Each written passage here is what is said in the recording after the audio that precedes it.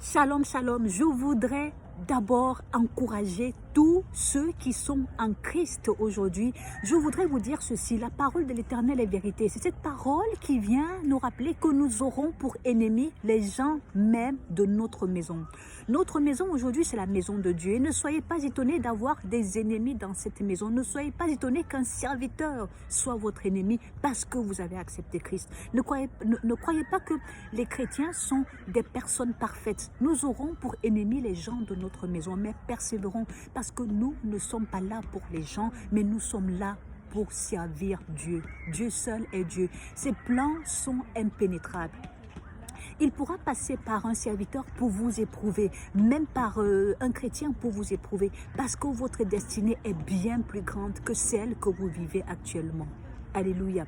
Dans le livre de 1 Roi au chapitre 13, la parole de l'Éternel vient nous rappeler justement ces merveilles, ces voies qui sont impénétrables, comme je le disais tantôt, à travers, n'est-ce pas, ce chapitre 13 qui dit « Voici un homme de Dieu arriva de Juda à Bethel par la parole de l'Éternel pendant que Jéroboam se tenait à l'autel pour brûler des parfums. » On parle ici de cet homme comme étant l'homme de Dieu.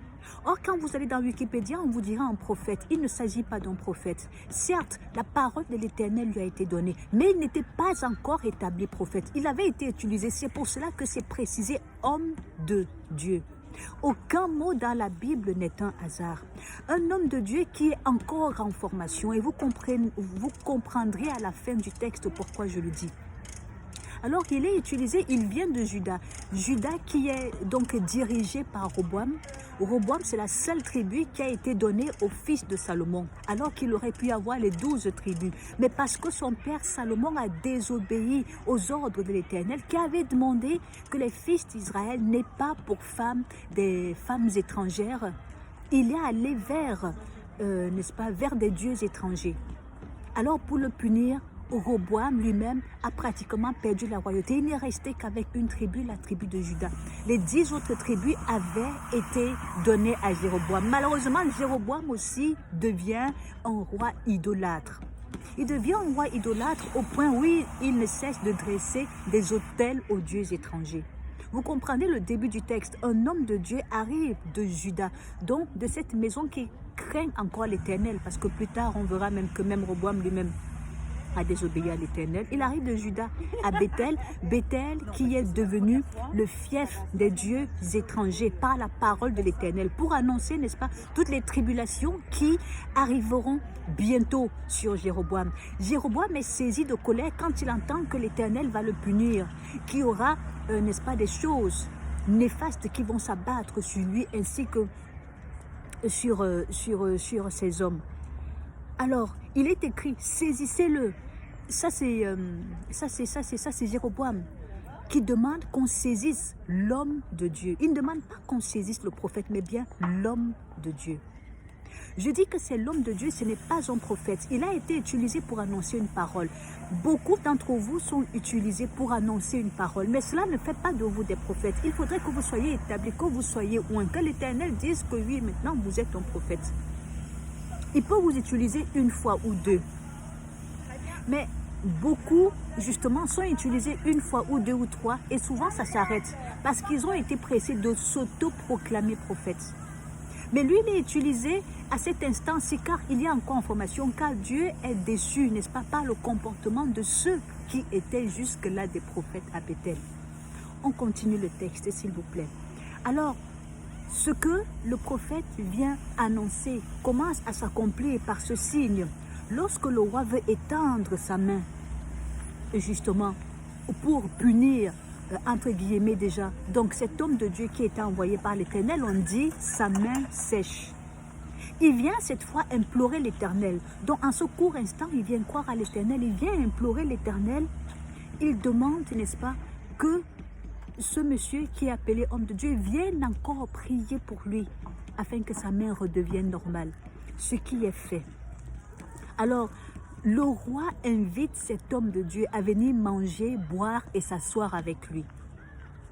Cet homme de Dieu vient lui dire non, l'Éternel ne m'a pas permis cela. Il m'a donné cet ordre. Tu ne mangeras point de pain, tu ne boiras point d'eau et tu ne prendras pas à ton retour le chemin par lequel tu seras allé. Plusieurs serviteurs aujourd'hui, parce qu'ils sont allés délivrer, parce qu'ils sont allés annoncer une parole, même les hommes de Dieu ou les prophètes et autres, ils se mettent à manger, ils se mettent à se goinfrer, alors que l'Éternel ne les a pas envoyés pour ça. Il s'agissait juste d'aller annoncer une parole et de rentrer. Ici, l'ordre était très clair. Il ne fallait pas qu'il repasse par le chemin par lequel il est venu. C'est ce qu'il dit à Jéroboam. Et puis il s'en va. Sauf qu'entre-temps, la deuxième partie du texte vient nous édifier davantage, car elle commence par ceci au chapitre 11. Or, il y avait un vieux prophète qui demeurait à Bethel. Ça veut dire qu'il y avait déjà d'autres hommes de Dieu, malgré qu'il y ait des prêtres qui avaient déjà été établis par des seigneurs, par le Seigneur. Alléluia. On vient parler cette fois d'un vieux prophète. Au début, c'était un homme de Dieu qui n'était pas encore prophète. Le deuxième texte vient parler d'un vieux prophète qui demeurait à Bethel. On aurait aussi pu dire un autre homme de Dieu, non. Or, ici, c'est une conjonction de coordination, n'est-ce pas, qui vient nous rappeler un élément nouveau dans le texte. On dit, or, il y avait un vieux prophète qui était à Bethel. Ses fils viennent lui raconter toutes les choses que l'homme de Dieu venait donc de produire comme miracle. Ils sont venus lui raconter la prophétie que cet homme de Dieu venait d'annoncer au roi Jéroboam. Ils sont venus lui raconter le miracle de la main sèche qui est redevenue normale. Ce vieux prophète se lève, il dit, amenez-moi à lui, par où est-ce qu'il est passé? Il scelle son âne, il se lève, ils vont à la rencontre de cet homme. On dit cet homme se trouve sous un tébérense, donc sous un pistachier. Comment est-ce que cet homme se retrouve assis sous un pistachier? Pourquoi est-ce qu'il s'est arrêté? Pourquoi est-ce qu'il n'a pas continué son chemin? Parce qu'il s'est arrêté, ce vieux prophète est venu le trouver. Ce vieux prophète vient lui dire ceci. Viens avec moi à la maison, tu prendras quelque nourriture. Il lui dit, je ne puis retourner parce que l'Éternel m'a dit de ne pas retourner sur mon chemin. Mais le vieux prophète, il vient lui dire, moi je te parle aussi de la part de l'Éternel. Ce vieux prophète vient avec la ruse, avec un esprit de mensonge. Il vient lui dire, l'Éternel m'a dit de te ramener avec moi. L'Éternel m'a dit de te dire de venir manger avec moi du pain. Cet homme de Dieu qui est décrit dans le début de ce chapitre se lève, il va avec le vieux, il va manger avec lui. Donc il retourne sur le chemin que l'Éternel avait demandé qu'il ne reprenne pas. Pourquoi? Parce que cet homme de Dieu qui n'était pas prophète ne s'est pas souvenu de l'ordre de l'Éternel. Car l'Éternel vient lui parler alors qu'il est en train de manger. Tu n'as pas observé le commandement que l'Éternel, moi ton Dieu, je t'ai donné. Il s'est fié à la vieillesse de ce monsieur. Il s'est fié au titre de ce monsieur. Il a oublié la voix de l'Éternel. Il n'y a rien qui puisse enlever, il n'y a rien qui puisse effacer les commandements de l'Éternel dans votre vie. Cet homme était encore un simple serviteur. Il était un homme de Dieu, mais Dieu voulait l'utiliser. Il voulait le former afin qu'il soit un véritable prophète. Car les prophètes de Bethel étaient déjà des corrompus. Dieu a mis en ce vieux prophète un esprit de mensonge, un esprit de jalousie, un esprit qui est venu éloigner cet homme de Dieu qui voulait pourtant établir, utiliser pour d'autres nations. Il l'a utilisé. Et malheureusement, il est tombé dans le piège. Malheureusement, il a perdu cette grâce qu'il avait devant l'Éternel. Beaucoup d'entre vous veulent être utilisés par le Seigneur. Le Seigneur a déjà mis, n'est-ce pas, son doigt sur beaucoup d'entre vous. Il est en train de vous former. Il vous envoie des fois des prophéties. Il vous envoie des fois, n'est-ce pas, des visions. Il est en train de vous former. Mais ne vous fiez pas à celui qui sera devant vous qui vous dira non, l'Éternel m'a dit ceci. Tournez-vous toujours vers l'Éternel. Est-ce que véritablement, Seigneur, c'est toi qui l'as dit?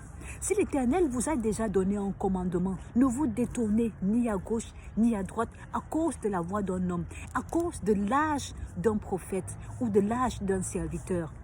Il n'y a que Dieu qui est Dieu. Il peut utiliser aussi puissamment un enfant de 7 ans.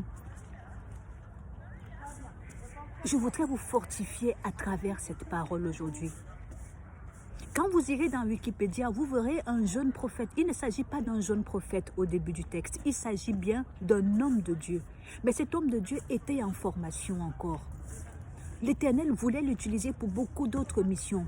Mais devant ce vieux serviteur, il l'a mis à l'épreuve. Devant ce vieux prophète, il l'a mis à l'épreuve. Et malheureusement, beaucoup d'entre nous, beaucoup de jeunes serviteurs, d'hommes de Dieu ou de femmes de Dieu aujourd'hui, qui ont la grâce d'entendre la voix de Dieu, qui ont la grâce d'apporter des messages de Dieu, quand nous nous retrouvons devant des pères, quand nous nous retrouvons devant des vieux prophètes, entre guillemets, nous oublions les commandements que l'Éternel nous a également donnés et nous passons à côté de sa grâce. Ayons toujours l'esprit de discernement. Retournons toujours à Dieu. Seigneur, tu m'as dit que je ne retourne pas manger ces pains. Tu m'as dit que je ne retourne pas sur ce chemin. Mais ce serviteur qui est vieux, qui a certainement de l'expérience, me dit que tu as dit le contraire. Seigneur, je t'implore, fortifie-moi. Ne permets point que je m'égare de ton chemin. Alléluia. En espérant que ce message vous a pleinement béni, vous pouvez encore le relire, le livre de 1 Roi au chapitre 13. Chaque mot dans la Bible a son importance. Le mot qui a le plus d'importance ici, c'est « or ».